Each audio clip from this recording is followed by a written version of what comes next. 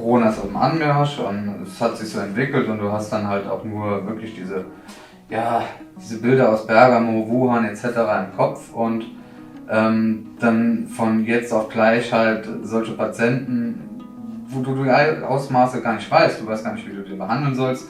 Reichen meine Vorsichtsmaßnahmen, reicht das? Und da muss man sagen, da haben sich dann auf diese Station da wirklich Frauen und Männer hingestellt und für die Gesellschaft ihren Dienst getan, ohne Rücksicht auf eigene Verluste oder die eigene Gesundheit und die werden dann ein halbes Jahr später erst beklatscht, okay, aber ein halbes Jahr später finden dann so respektlose Sachen wie am Krankenhaus vorbeifahren, Anti-Corona-Demos und da fällt mir wirklich nichts mehr zu ein. Wenn ich im Fernsehen diese Idiotie sehe, wie sich dann Leute im Bundestag zum Beispiel mit so einer Netzmaske dahinstellen.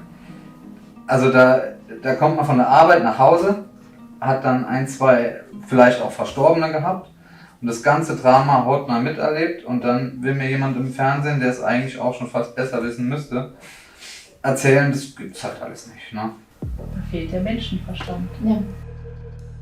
Die Lunge sorgt dafür, dass der Sauerstoff, den der Körper braucht, der in der Umgebungsluft ist, in der Lunge, in den kleinen Lungenbläschen in die Blutgefäße kommt und das Kohlendioxid, was der Körper produziert, da aus dem Körper entfernt wird.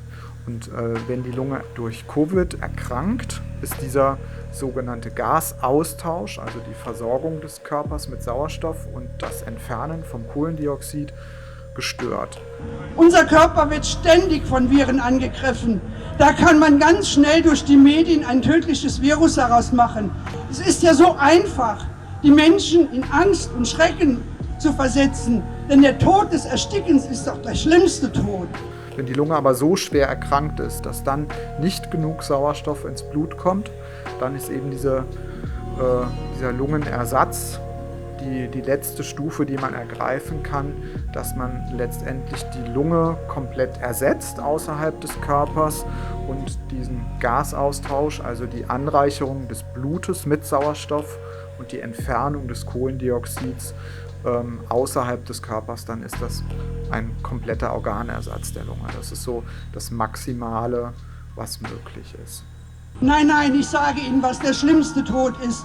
Die Lieblosigkeit. Das ist deswegen der schlimmste Tod, weil Sie danach noch weiterleben müssen.